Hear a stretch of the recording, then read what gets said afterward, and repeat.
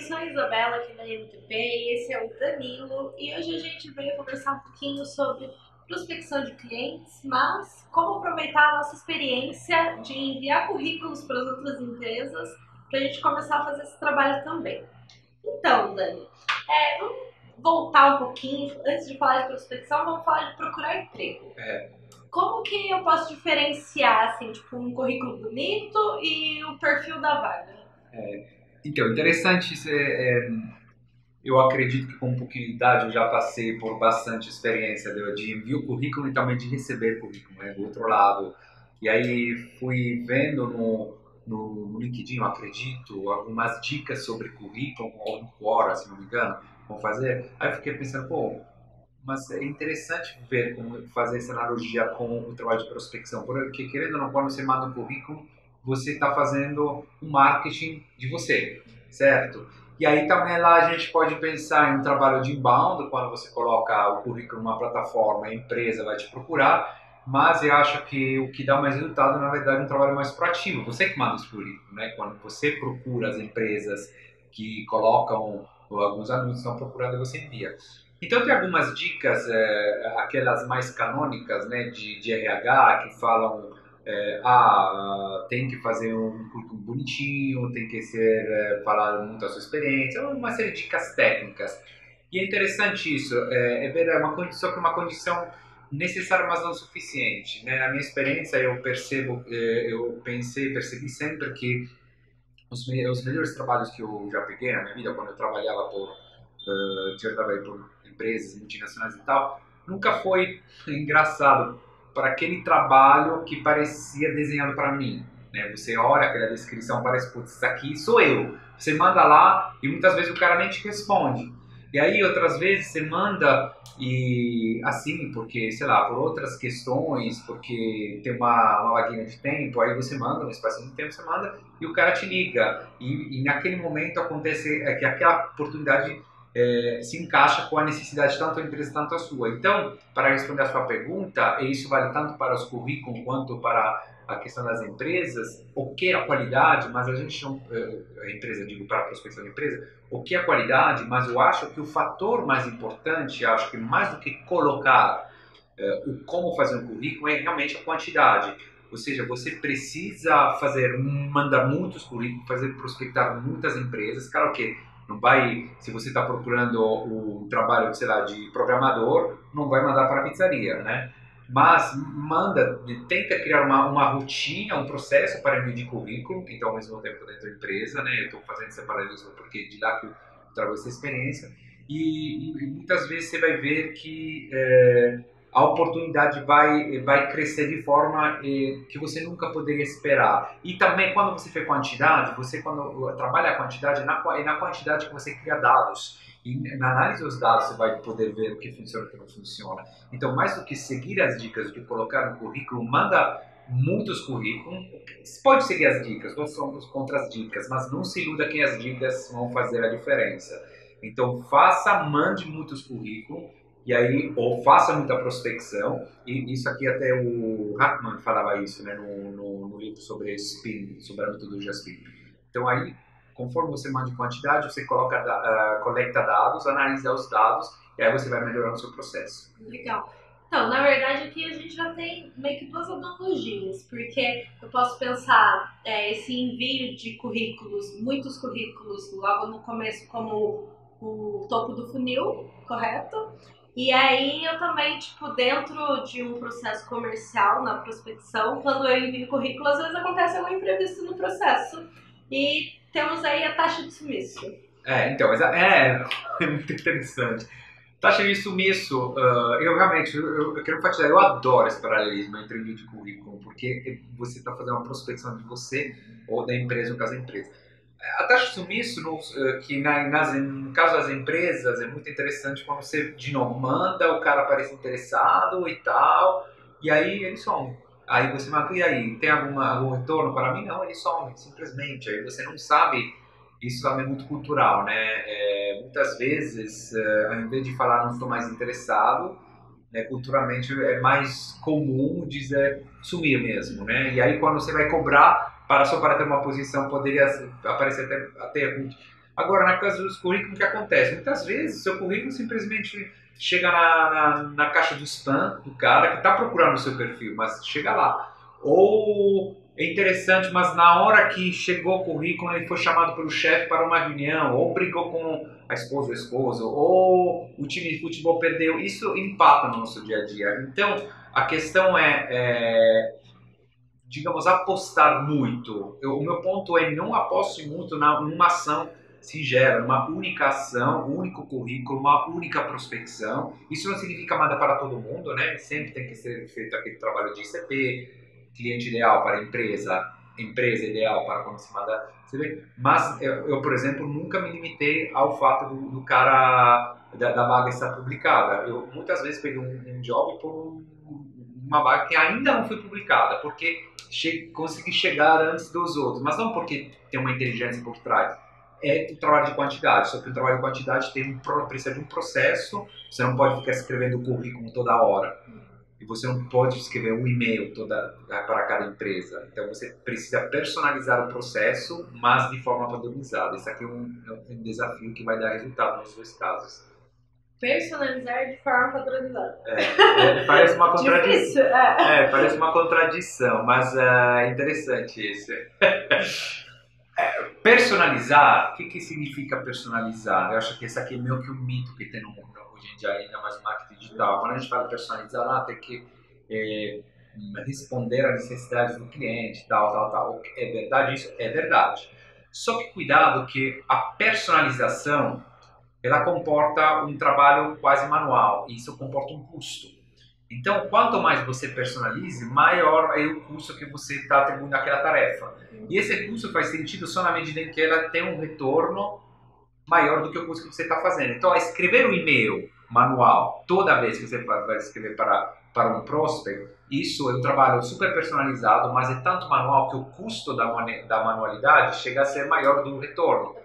Então, personalizar de forma padronizada, o que significa? Significa achar o ponto de equilíbrio entre a personalização e a automação, padronização. O que seria? Eu posso fazer um e-mail padronizado, puxando automaticamente seu nome, nome da empresa e tudo mais, o que é a parte padronizada, mas eu personalizo na parte do fato que eu sei que estou prospectando empresas daquele segmento. Então, o e-mail já inclui a dor daquele segmento.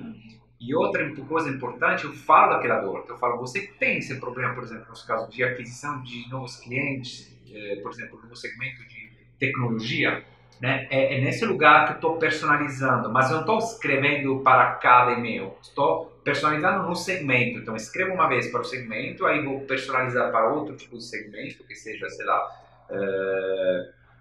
não sei falar de saúde, né, clínicas e tal. E aí, só que nesse segmento, eu personalizo até esse ponto, o resto eu padronizo. Então, o personalizar de forma padronizada significa achar um ponto de equilíbrio entre a personalização e a padronização. Entendi. Então, assim, dando uma resumidinha, eu posso dizer que todo mundo que enviou currículo tem ali um pezinho no comercial? Deveria, total. Eu acho que uma das grandes falhas do ensino acadêmico é o fato de eles não te ensinam a te vender, a entrar no mercado, né? Você pode fazer um curso, isso vale tanto no ensino médio quanto no ensino superior. Você pode fazer um curso, claro, técnico, né, para até de pesquisa e tudo mais, mas se aquele estudo é voltado à integração no mercado de trabalho, seja você trabalhando para outra empresa, seja trabalhando para você mesmo, deveria ter um curso de marketing, mas não de como funciona o marketing, mas como marketizar você mesmo. Marketing pessoal. Pessoal, exatamente, o que vai na questão do comercial mesmo. Isso acontece. Claro que tem alguns casos, se você é muito bom, eu acredito também a longo prazo, uma ocasião vai aparecer para você mesmo que você não vá procurando. Isso vai acontecer. Mas você meio que acelera esse processo. Então, sim, essa pegada comercial para você mesmo é importante. Isso vale tanto para quando você manda CV, isso vale quando trabalha numa empresa e também quando você marketiza você dentro da empresa. Porque, querendo ou não, quando você faz um trabalho desse comercial para lá fora, querendo ou não, é você que está colocando a sua cara. Sim. E você é o primeiro ponto de contato de confiança com o potencial cliente, né? Não é, a não ser que você talvez trabalhe pelo Google, então você passa uma confiança de uma empresa já grande que já você sabe que fez um processo seletivo e tudo mais. Mas enfim, é muito importante essa parte de marketizar a si mesmo. O trabalho do comercial é muito pessoal, né? Porque às vezes você fecha um negócio porque você se sentiu seguro como vendedor. Isso, é exatamente isso. Até porque a gente acredita muito na venda consultiva. Eu estou estudando bastante, venho estudando bastante essa questão das técnicas de fechamento. É uma coisa que nunca me convenceu e sempre menos vai me convencer. Eu acho que aumenta. E isso o Hackman mesmo, ele fala no livro que ele vai depende a sua técnica para fechar, ele depende da qualidade, da complexidade do produto que você vai vender e do ticket médio. Então, porque a técnica comercial de venda, ela coloca uma pressão no cara que está comprando, né? Tipo, compra hoje que tem um desconto, né? Os vários gatilhos, convida seu amigo, não sei o que, isso e aquilo. Esses gatilhos, ou você vai querer começar amanhã ou semana que vem, já para dar essa sensação de começar. Então essas técnicas funcionam, porque colocam pressão no comprador, elas funcionam para tickets muito baixos. Se você que vai querer comprar uma caneta, até para não ouvir mais a minha voz, sim, tudo bem, eu vou comprar. Agora, se você vai querer comprar um computador ou um serviço de consultoria, um serviço complexo, você não vai cair nessa. E eu acho que usar essas técnicas se torna, às vezes, pode se tornar até ofensivo à inteligência da outra pessoa. E também porque quando você está vendendo um serviço complexo, o seu trabalho não termina na hora da venda. Você precisa garantir que a pessoa compre, goste e fique confiante depois. Então, esse sketch não funciona, vai muito para o lugar que você falou, pessoal, eu vou ter que fazer uma venda consultiva. E essa venda consultiva é, eu quero analisar a sua situação, quero entender quais são os seus problemas, e essas aqui são as minhas soluções. Elas atendem os seus problemas? Sim, vamos conversar mais um pouco. Não atendem seus problemas? Tudo bem, não tem problema, mas a gente não vai insistir. Então é muito, esse lado pessoal que você fala é muito importante na venda consultiva. Voltando para a analogia do currículo, eu acho que a gente pode até aplicar isso nas entrevistas de emprego. Tipo, qual é a dor da sua empresa que a minha capacidade profissional vai conseguir resolver aí dentro. E é claro que a entrevista também é só o começo, né? A venda não termina Esse aí. é outro ponto de vista. No meu caso, especificamente, eu adoraria ouvir uma pergunta dessa, uma pergunta rara, mas acontece. Mas exatamente isso. Como é que eu vou ajudar? Normalmente o empregador, normalmente eu pergunto como você acha, eu tenho esse problema, como você acha que vai me ajudar a resolver esse problema? Eu gosto de fazer essa provocação. Mas é muito melhor quando outra pessoa pergunta qual é o seu problema, para ver se eu posso conseguir te ajudar. Acho que é uma ótima pergunta, sim, para abrir canais e é realmente uma analogia entre os dois mundos. Entender a situação, identificar o problema e tentar entender se nosso produto ou nosso serviço pode ajudar a solucionar. Legal. Eu achei muito legal. Eu acho que todo mundo, né, já enviou currículo, tem essa experiência e pode contribuir um pouquinho com o comercial da sua empresa, mas que não seja do seu departamento. Né, Dani? Com certeza, assim, mais uma vez, vamos enfatizar o que seguir as guias, as linhas, né? As guias digamos, das consultorias que tem por aí, as dicas do pessoal da RH, é muito importante isso, mas não subestime o valor da quantidade. Envie quantidade, Tenho medo comum que eu não compartilho, esse medo de se queimar, né? Eu não compartilho isso, porque eu acho que querendo ou não, você está querendo vender. Quando você manda o seu currículo, está claro que você está querendo trabalhar. Então, ok passar, agregar, mas não esconder o fato que eu estou querendo vender. Não vai queimar sua marca. Se você tiver uma atitude ética de querer solucionar, você pode até achar alguém que fica incomodado com isso. Isso acontece na vida, né? Porque você nunca vai poder fazer todo mundo feliz. Mas alguém pode até ficar infeliz com você, mas até pensar que você é uma pessoa chata, isso, aquilo, não é pelo fato de você abordar aquela vez de forma direta. Então façam, a minha sugestão é trabalhe muito a quantidade, dê valor à quantidade tanto do currículo quanto à prospecção ativa de empresa e depois avaliem os dados e vejam o que está certo e o que não dá certo. Esse aqui é o único caminho para crescer. É isso aí, pessoal. Então, bora mandar currículo, bora mandar e-mail para prospectar cliente e boa sorte. Pode mandar para a vocês. gente também. A gente sempre procura. Se tiverem alguma dúvida, fiquem à vontade para comentar aí embaixo, deem um like no vídeo. Até a próxima. Tchau!